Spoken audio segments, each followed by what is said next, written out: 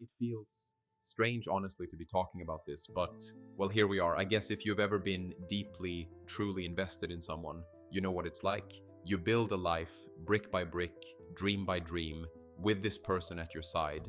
You believe in them, you trust them, you think that, they'd never hurt you. That's how it was with Clara. For 4 years, she was my world, my wife, my best friend, the center of everything. We got married when I was 31, she was 29. Looking back now, it feels like a lifetime ago, but at the time, it was just perfect. Or at least I thought it was. From the moment we said I do, my life became about us. It's not like I lost myself, not exactly, but I willingly shifted my whole focus, my priorities, to make things work for her, for us. I remember working extra shifts, grinding myself down just so she could quit a job she hated and chase a new career. Didn't even think twice about it. Her happiness was my happiness, right? We even moved to a different part of town, somewhere I wasn't crazy about, just because it was closer to her mom. Family was important to her, and so she became important to me. Sacrifices, big and small, they just felt natural. Like that's what you do when you're in love. Love, trust, years of shared memories. You tell yourself these things count for something. You tell yourself that bond is unbreakable. You convince yourself that any little doubt, any flicker of unease is just you being paranoid, imagining things. Because the alternative, the thought that the person you've built your whole world around could betray you, it's almost unthinkable. And yet, well, that's exactly what happened. And trust me, the way I found out, it was the kind of betrayal you just don't see coming, especially when it's happening right under your nose. Okay, so things started changing, not with a bang, but more like a slow leak. At first, I didn't even register it as a change, really. It was just different. And different isn't always bad, right? Sometimes it's just life evolving. That's what I told myself anyway. See, in our marriage, grocery shopping was always my chore, and I actually enjoyed it. Sounds silly maybe, but driving around, picking out the stuff we needed, it cleared my head. It was my little bit of peace in the week. But then, maybe 4 months or so before everything blew up, Clara started volunteering to do the groceries herself. Now, on the surface, that's nice, right? Helpful, taking something off my plate. And that's exactly how I saw it at first. Oh, great, thanks, honey, I probably said. Didn't think twice. Didn't see it as anything but her being, well, thoughtful. Except it was odd, just a little off. Because she always forgot something, always. Every single time she went to the store, she'd come back and say, oh shoot, I forgot the milk. Or crap, no coffee filters, or whatever. Something small, usually, but always something. And at first, I just laughed it off.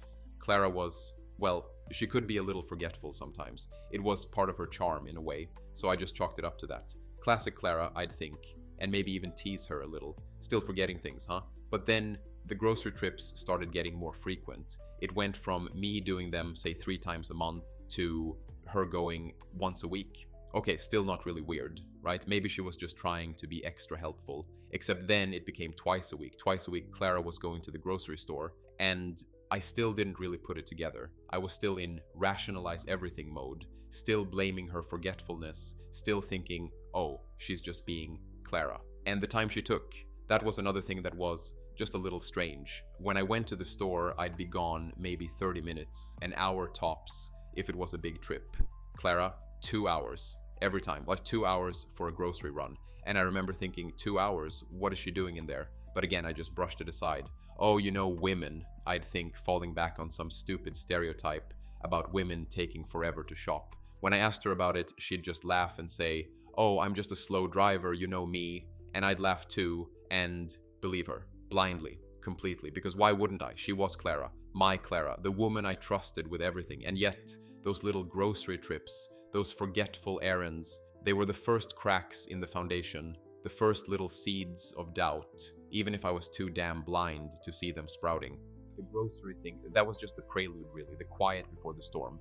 Because then the real red flags started waving, and even I, in my blissful ignorance, couldn't completely ignore them anymore. They were harder to rationalize away, harder to explain with forgetfulness or slow driving. These were about us, or more accurately, the growing distance between us. The first one, the one that really started to sting, was intimacy. It just vanished, like someone flipped a switch. We went from being a couple, a couple, to roommates, cold roommates. We stopped hugging, stopped kissing, even just a peck on the cheek, goodbye in the morning. Sex, forget about it. It just died, faded away. And it wasn't like we talked about it. Not really. It was just unspoken. A heavy silence hanging in the air between us. And I felt it. God, I felt it. This coldness, this absence. It was like living with a ghost, the ghost of my wife. And then there was the phone, her phone. It became like an extension of her hand, always there, always in use. She'd wake up, grab her phone, she'd eat breakfast, phone in hand, scrolling, tapping, sometimes even laughing softly to herself, completely disconnected from me, from whatever was happening in the real world around her. And it wasn't just at home, it was everywhere. In the car, at the park, even at dinner. That dinner, I remember it so clearly. We'd gone out to this nice little Italian place, trying to recapture something maybe, some spark. But she was just gone, physically there across the table from me, but mentally, emotionally miles away, lost in that little screen, constantly typing, smiling, sometimes even whispering. And I'm sitting there trying to make conversation, feeling like an idiot, feeling completely invisible. It was infuriating, more than infuriating, it was heartbreaking. So finally I said something. I tried to be gentle, you know? Hey, I said, you've been on your phone a lot lately. Understatement of the century. It's just when we're out, when we're supposed to be spending time together, it feels like you're not really here. And you know what she did? She flipped, completely lost it, accused me of being controlling, of being jealous of her friends online, of fabricating problems. She actually said, are you just trying to find a reason to get out? Me? Trying to get out? I was the one desperately trying to hold things together. Deflecting, that's what she was doing. Deflecting, gaslighting, whatever you want to call it. But I was too dumb, too emotionally invested to see it then. I took the bait.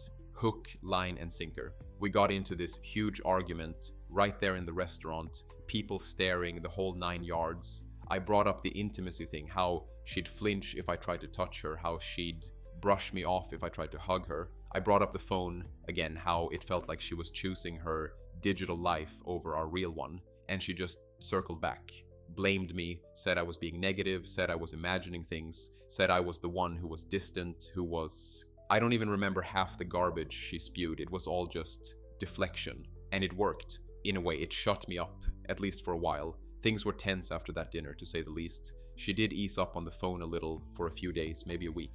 But the damage was done. The distance was there, thick and suffocating.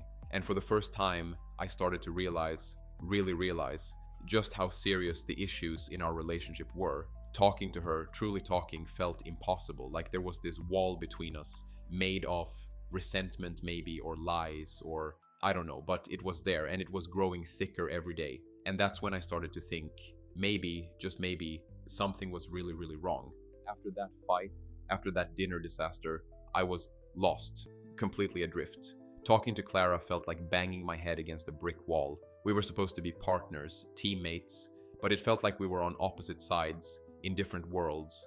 I even considered couples counseling, me, Mr. Solve Your Own Problems, Mr. Therapy is for other people. It went against everything I believed in, but I was desperate to fix things, desperate to understand what the hell was happening. But even that felt too big, too daunting. Just making the call, finding a therapist, actually going, it felt like climbing a mountain. So I stalled, I procrastinated, I just stewed. And the stewing, it was eating me alive. I was constantly on edge, constantly replaying conversations in my head, constantly trying to make sense of it all, and constantly failing. Finally, I knew I couldn't keep it all bottled up anymore. I needed to talk to someone who wasn't involved, someone who could be objective, someone who would just listen. So I called Mark.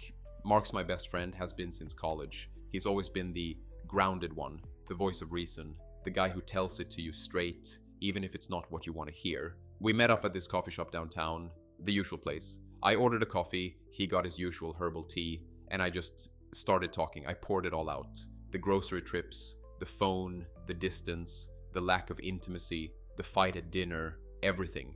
I talked for I don't know how long, just this endless stream of confusion and frustration and sadness. And Mark, he just sat there, quiet, listening. He didn't interrupt, didn't offer advice, didn't even really react, just listened, which honestly was exactly what I needed, just to be heard, to get it all out of my head and into the open. When I finally ran out of steam, when I'd said everything I could possibly say, there was this silence, a heavy, expectant silence. And then Mark spoke. He looked me straight in the eye, no hesitation, no sugarcoating, and he just said, "Ethan, she's cheating on you, man."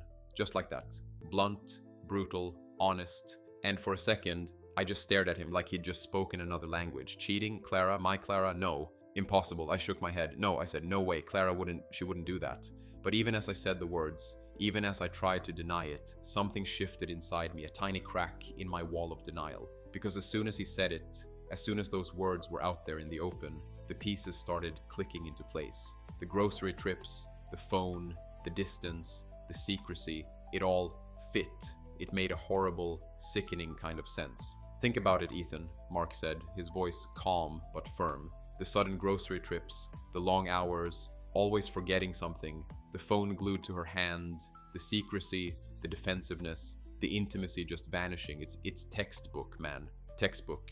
God, that word. It hit me hard, like I was in some bad movie following some predictable, cliched plot line. And the worst part, it was my life, my marriage, my heartbreak. "I don't want to believe it," I mumbled, still trying to fight it, still clinging to that last shred of denial. But you see it, don't you?" Mark said gently. "You see the pieces. They're all there." And he was right.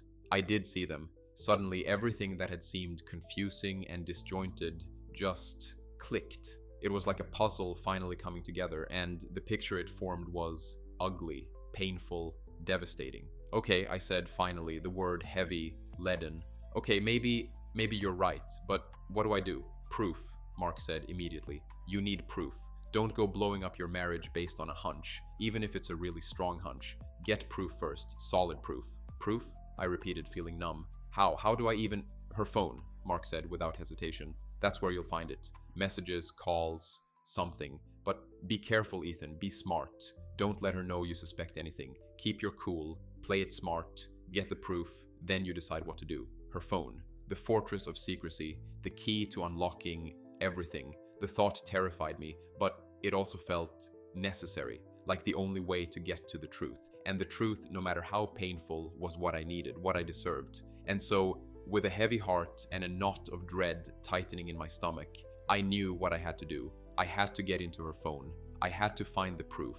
And I had to do it without her knowing, because my marriage, my life, it felt like it was hanging in the balance. And I needed to know once and for all if the woman I loved had just thrown it all away.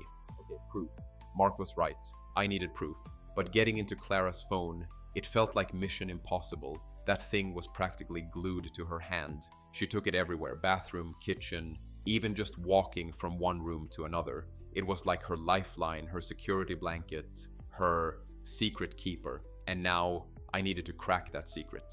We talked about it. Mark and I brainstormed ridiculous plans, like trying to distract her and snatch it, or pretending my phone was dead and asking to borrow hers. All sounded desperate and risky. She was too sharp, too protective. We concluded that I just had to be patient, wait for an opportunity, lurk in the shadows like some kind of spy. It felt pathetic, honestly, snooping on my own wife. But the thought of living in this limbo, this agonizing uncertainty, was even worse. So I waited.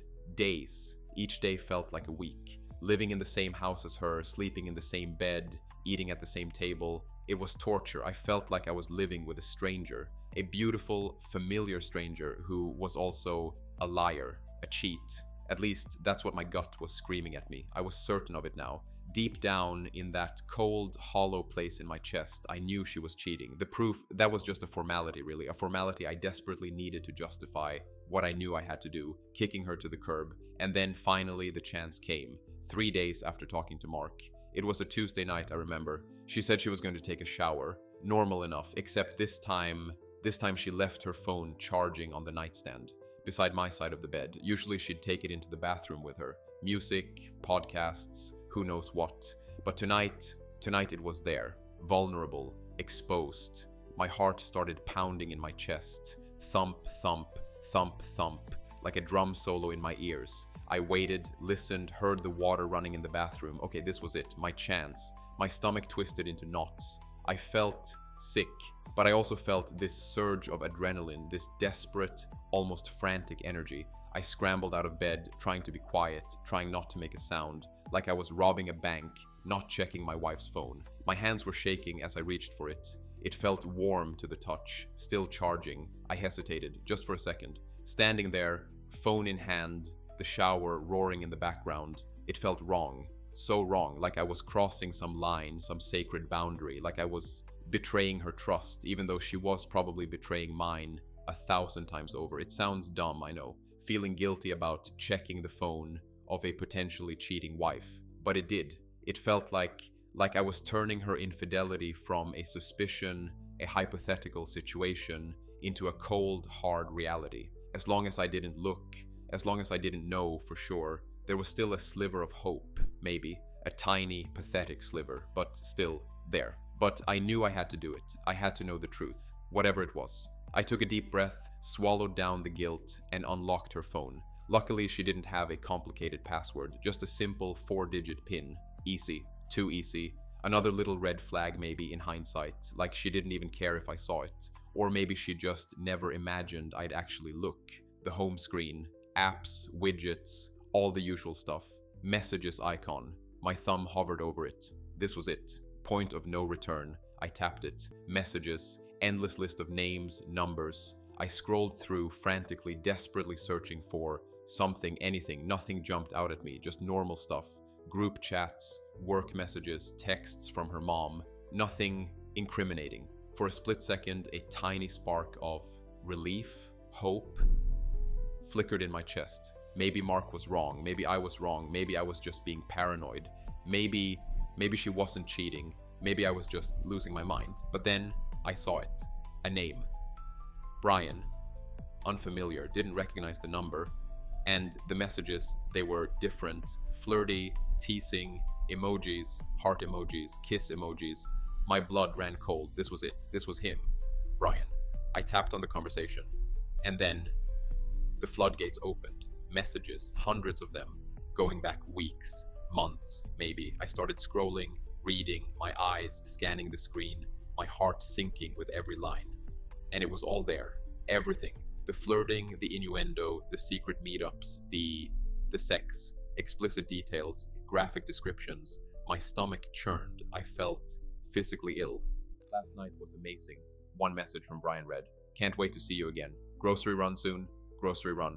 Grocery run. That phrase, it twisted the knife even deeper. The grocery trips, the 2-hour disappearances. It wasn't forgetfulness. It wasn't slow driving. It was him. Brian. She'd been with him while I was at work, while I was paying the bills, while I was trusting her. She'd been sneaking around, lying to my face, betraying me in the most disgusting way imaginable. Rage. It started as a simmer, then boiled over into a white-hot fury. I wanted to scream, to smash things, to confront her right then and there, but Mark's voice echoed in my head. Proof. Get proof. So I forced myself to stay calm, to focus, to document. I started screenshotting every incriminating message, every piece of evidence, scrolling, screenshotting, my fingers flying across the screen, fueled by anger and betrayal. Gaslighting me, I muttered to myself, reading her messages to Brian, complaining about me, trying to make me the bad guy. You evil witch. I was so engrossed, so consumed by the messages that I almost didn't hear it. The water stopping, the shower was off. Oh God, she was coming. Panic surged through me. Adrenaline spiked. I frantically closed the messages app, hit the home button, and practically threw the phone back onto the nightstand, exactly where I'd found it. Heart hammering, breath ragged, I scrambled back into bed, pulling the covers up, pretending to be asleep. The bathroom door opened. Footsteps. Clara emerged, wrapped in a towel, steam swirling around her. She glanced at me, then at her phone on the nightstand. She picked it up, checked it for a second, then nothing. No flicker of suspicion, no clue that anything was amiss. She walked over to the closet, started getting dressed, and I lay there frozen, pretending to be asleep, the weight of her betrayal crushing me, the evidence burning a hole in my mind, and the taste of bile rising in my throat. The grocery runs, the phone, Brian. It was all real, horribly, devastatingly real, and my life was about to change forever. The second she left for work the next morning, I was on the phone with Mark. I didn't even wait until I got to the office, pulled over on the side of the road, and just unloaded. Everything. The phone, the messages, Brian, the grocery runs, the whole damn thing. I ranted, I raved, I probably even cried a little. It was like a dam breaking, years of suppressed emotions just pouring out. Mark listened, again, patiently, sympathetically. He didn't interrupt, just let me get it all out. And when I finally calmed down, when I was just numb, he said, "Okay, Ethan, deep breaths. You got the proof. That's the first step. Now we need to think about protection." Protection, that word, it snapped me back to reality. The raw, ugly reality of divorce. Divorce? I said, my voice flat. Yeah, I guess divorce. Look, Mark said, divorces can get messy, especially when there's infidelity involved. And you know how it goes, men often get screwed in these things. You need to protect yourself financially, legally, everything. He reminded me about alimony, about asset division, about all the ways Clara could try to bleed me dry. It was cold, calculated, but necessary, brutally necessary. His advice? Play it cool, pretend like nothing had changed, gather more evidence if possible, talk to a lawyer, and most importantly, start securing my finances. Don't let her touch another dime, he said, not until you've got everything locked down. It felt strategic, almost manipulative, but I knew he was right. I couldn't afford to be emotional right now. I needed to be smart, ruthless even. So that's what I did. First thing, I called a divorce lawyer Mark recommended, this guy who was supposed to be a shark, set up a consultation for later that week. Then I called my bank, canceled Clara's credit card that was linked to my account, then the joint account, the savings account we'd built together, brick by brick over the years. I went to the bank, walked right up to the teller, and withdrew every single dollar that I had put in there, down to the penny. There was this petty part of me, this dark, vengeful part, that wanted to empty the whole damn account, just leave her with nothing. But my lawyer, even over the phone, talked me down, said it would look bad in court, said I could actually hurt myself legally. So I took what was rightfully mine, what I could prove I'd contributed, and left the rest, reluctantly. But I wasn't done with the petty stuff yet. Oh no, not by a long shot. That evening, when I got home, Clara was quiet, unusually quiet. She didn't say much, just moved around the house like a ghost, avoiding eye contact. Then finally she asked almost tentatively, "Hey, why did you kick me off Netflix and the iCloud?" Netflix? iCloud? That's what she was worried about? After everything, after Brian, after the lies and the betrayal, I just laughed. A short, sharp, humorless laugh. "Netflix?" I said, shaking my head. "Is that really all you're worried about, Clara?" She frowned, confused, screwed up her face in that way she used to when she didn't understand something, used to think it was cute. Now it just looked stupid, pathetic. "What do you mean?" she asked. "Check everything else," I said, my voice cold, flat. "Everything you're signed into that I pay for." She just stood there, still frowning. "Why are you doing this, Ethan?" she asked, her voice rising slightly, a hint of panic creeping in. I looked her straight in the eyes, and for the first time in weeks, maybe months, I felt strong, in control. "You know why, Clara," I said, each word clipped, precise. "You know exactly why." She looked away then, her eyes darting around the room, anywhere but at me. Didn't say anything for a long moment. Maybe she was ashamed, maybe she was embarrassed, maybe she was just finally realizing the consequences of her actions. I didn't care. Either way, it was an opening, and I wasn't going to let it slip. "Brian," I said, the name hanging in the air between us, heavy and toxic. "I know about Brian, Clara. I've seen the messages, every single disgusting message you sent each other." Her head snapped up then, eyes wide, face pale. Finally, some reaction, some recognition. She just stood there, frozen, staring at me, her mouth slightly open, like a fish gasping for air. And I just let it all out. All the anger, all the hurt, all the betrayal, all the weeks of pretending everything was okay. I vented, I raged, I told her how disgusted I was, how betrayed I felt, how she'd gaslighted me, lied to my face, tried to make me feel crazy. She didn't say a word, just stood there, head down, shoulders slumped, like a scolded child, until I called her an evil witch. Then finally she spoke. "Babe," she whispered, tears welling up in her eyes. "Please." "Please what, Clara?" I said, my voice dripping with sarcasm. "Please forgive you. Please pretend none of this happened. Please let you keep stringing me along while you sneak around with your grocery run buddy." I felt nothing. No sympathy, no remorse, just cold, hard anger, and a strange sense of satisfaction. She was hurting. Finally, she was hurting. And honestly, I was glad. I gave her a chance to speak. "Go on," I said, gesturing with my hand. "Justify it. Explain it away. Tell me how it's all my fault." And she did. Tried to anyway.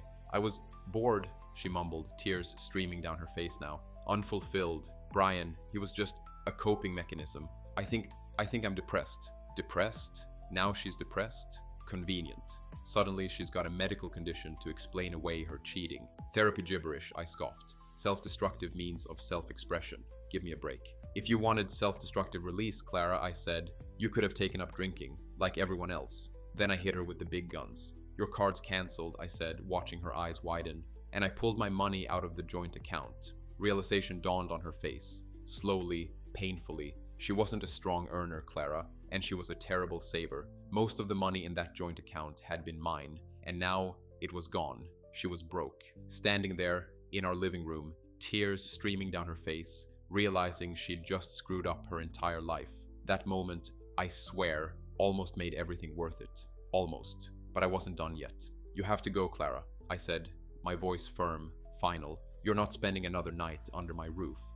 Then the begging started, the pleading, the promises to change, the more excuses, the more talk about depression and medical conditions. She hadn't even apologized, not a single genuine apology, just excuses, blame shifting, and now this convenient depression diagnosis out of nowhere. That was it, the absolute last straw. Any flicker of hope, any tiny spark of, maybe we can fix this, it just fizzled out, completely. It's over, Clara, I said, my voice cold, dead. There's nothing you can say that will change my mind. You have until tonight to pack your stuff. If you're not gone by then, I'm calling your mom, and I'm telling her everything. Her mom. That got her attention. Her mom was her best friend, her confidant, her everything. The thought of her mom knowing what Clara had done, it terrified her. She finally nodded, defeated. Okay, she whispered. Okay, I'll pack. But then she asked pleadingly, Can you just take a few hours to think about it? Please just think things over. I've been thinking about it, Clara, I said, my voice hard. Every day since I found out. My mind is made up. She packed her bags, quietly, without another word. Tried to say something one last time before she left, but I just turned away, didn't give her the chance, and then she was gone. Out of the house, out of my life. Or so I thought. The real mess, the divorce, that was just beginning. But for that night, at least, I was alone. In my house, in my life. And for the first time in a long, long time, I felt a tiny sliver of peace. A fragile, shaky peace, but peace nonetheless. The truth was out, the confrontation was over, and the healing could finally begin. The quiet after she left, it was deafening. The house felt empty, hollowed out, but also lighter, like a weight had been lifted, even though the real heavy lifting was still to come, the divorce. Finding out where she'd gone to serve her with papers wasn't hard. Turns out she'd moved in with her mom. Back to square one, sleeping on her childhood couch. There was a small, petty part of me that enjoyed that.